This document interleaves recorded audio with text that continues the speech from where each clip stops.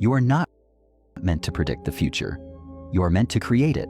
And the most powerful tool you have isn't money, talent, or luck. It's your brain's ability to time travel. Your brain comes equipped with a function so advanced, it outpaces quantum technology, the ability to mentally simulate futures.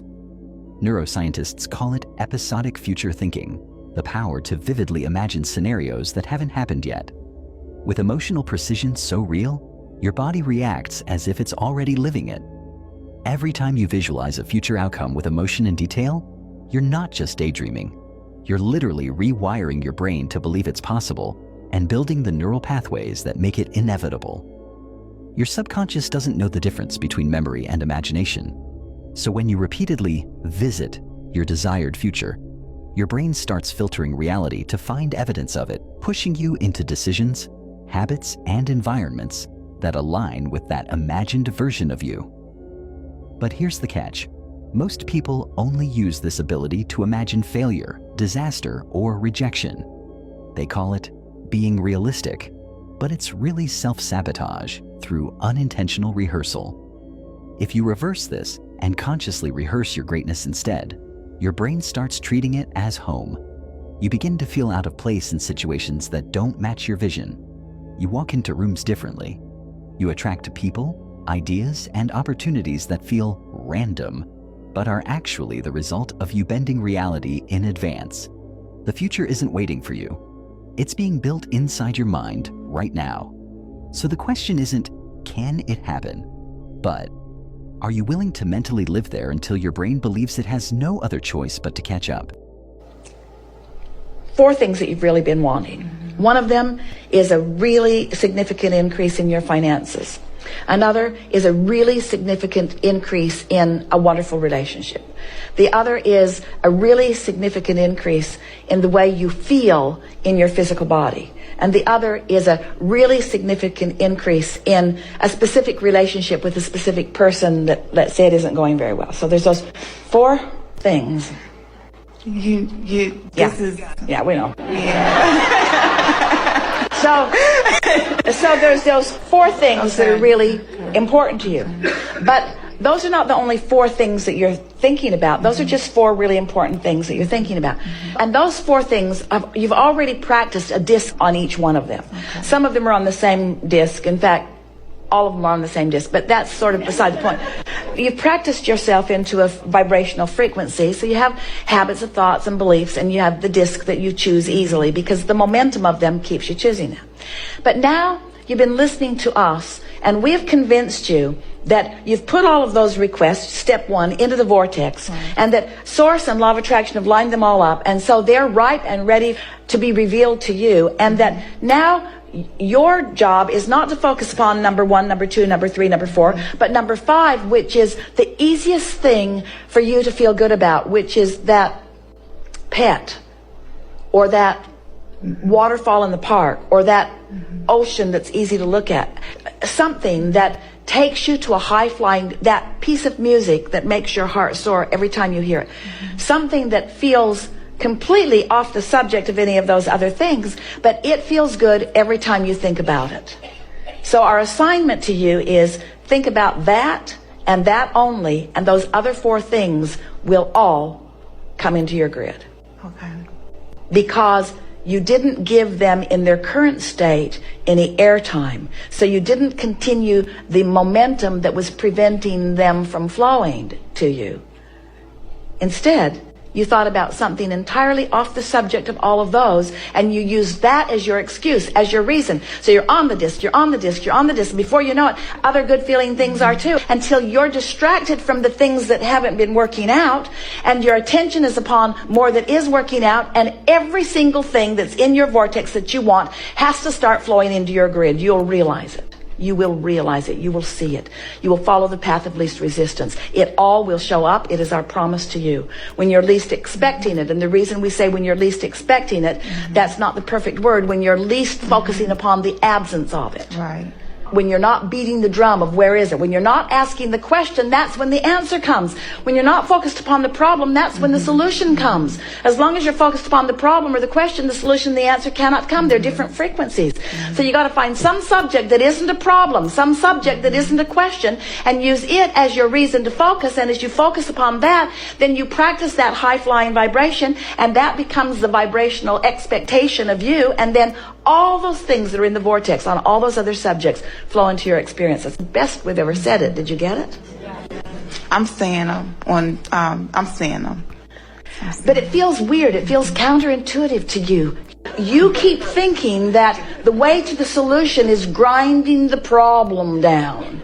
We'll just whittle the problem down. You don't realize you're keeping the momentum of the problem active. You see, you got to get off of it. That's why step 1 is brief. Get off of it. Step 2 is already taken care of, and do anything you can to be on step 3, and that is meditate and take walks in places that are pleasing to you, and be with people that are fun to be with, and listen to music if it pleases you, and eat food that is pleasing to you while you're having the experience of it. In other words, you've stopped pampering yourself in your striving for success and in your lack of personal care to the way you feel. You've got these holding patterns going on, and your pressure tank's just building up. And then it feels like same old, same old. Same old, same old. Yeah. If we could just convince you that finding anything that feels good while you think it or focus upon it or do it, if we could just convince you that that is your best work, then everybody around you would start calling you a very selfish person for a while, because they would see you no longer struggling for your reward, no longer striving for it. What are you doing? I'm basking. Well, isn't there something more productive that you could be doing? Esther's thinking about that even as we are giving it to you here. So she walks over into the offices where all of the lovely people are, and no one has their hands on the keyboard. The phones are ringing, no one's answering them. They're all there. What are you doing? Basking. Well, stop it and get to work. There's something more productive you could be doing other than basking? You think I pay you to bask? It would serve her to pay them to bask. Basking. Basking. I'm doing anything I can think of. I'm taking a break. Another one? Haven't you been on a break all morning? I'm on a break from this pressing feeling of responsibility that is preventing me from alignment and keeping me from being the happy and therefore productive employee that you want me to be. In other words, the more basking you encourage, the more joy you encourage, the more happiness you encourage, not only of yourself but of others. You can't encourage it if you're not there. It's a really good conversation, isn't it? Thank you. Yes, indeed. So by those videos, you now understand and overstand that by you in a standing vibration in the present moment, you mentally can't be traveling to the future thinking, I gotta do this. Can't be traveling to the past thinking I did that. You gotta be in the present moment, enjoying it like it's the destination or manifestation that you say you want. So, if you want $1 million by you making music, you just have to make the music and know that you have manifested $1 million. You can't go looking for this shit. You can't go chasing this shit. You just have to sit there and know that you are it that must receive that manifestation. You know what I'm saying? If you must stay in the present moment, then literally doing the thing that brings you the highest joy So whatever it is, watch a YouTube video, go outside, play with your dog, whatever the fuck brings you the highest joy, do that shit till you can't do it no more. Till you can't do it no more, go to the next thing.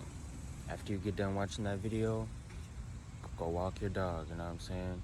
Just don't be mentally traveling back to, oh, this is how yesterday went, so today's gonna look like this. No, you gotta let that thought pass, bruh. Let that shit float by, bruh.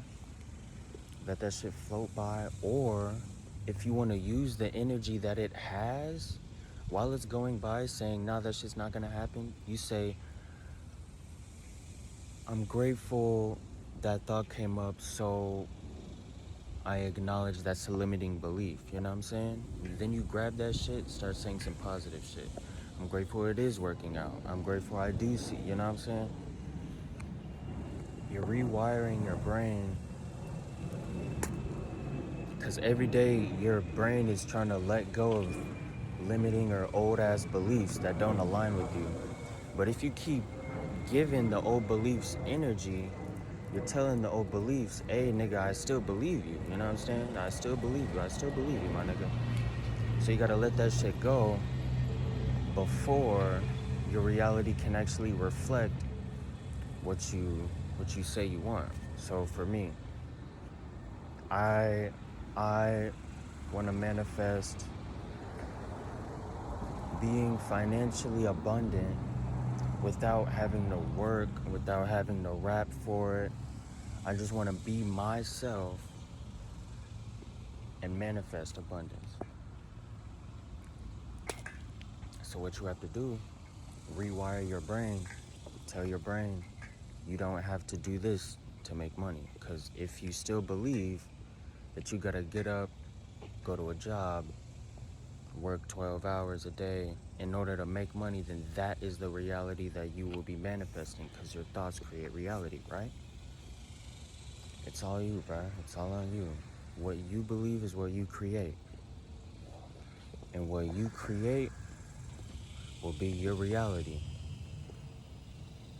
You must understand and understand that all thoughts, emotions, and actions are what create your reality. So if your life is fucked up, it's because you're thinking fucked up and you've done fucked up. If you've done fucked up shit, forgive yourself. Forgive yourself first, but also asking for forgiveness from the person that you fucked over. You know what I'm saying? Nothing feels better than apologizing for some shit.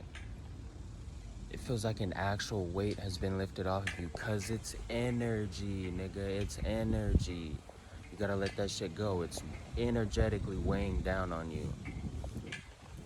And until you let that shit go, you're gonna energetically still be weighed down and not rising up to where you're supposed to be receiving your abundance. You know what I'm saying? Me, for example, motherfuckers will walk around and tell me, Xavier, you're so smart, you're so intelligent, Xavier, you're so fine. I'll be sitting there like, what the fuck do you mean? I don't see it, you know what I'm saying? But once I started to see that shit within my goddamn self, my nigga, the whole world reflects it, you know what I'm saying? Just because it's like, oh damn, he know, so I know, you know what I'm saying? It's like,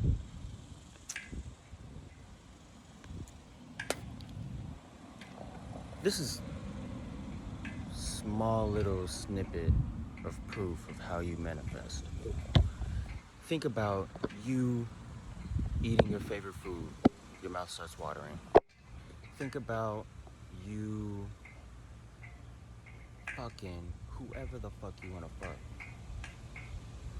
I bet your dick get hard. I bet your pussy get wet. You know what I'm saying? You know what I'm saying? It's because your mind makes what it sees and feels. So the vibration of you thinking of that girl made your get hard. You know what I'm saying? Instantaneously, because you pictured it and you felt the vibration. This other video, I'm gonna add that in too. That video said your mind doesn't know the difference between imagination and physical reality.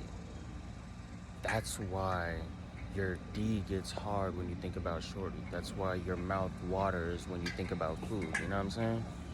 Proof that you manifest instantaneously. You just have to know what you're manifesting, how you're manifesting, why you're manifesting, and be more intentional with it. You know what I'm saying? Shawara, shawara, shawara. NABJ, NABJ.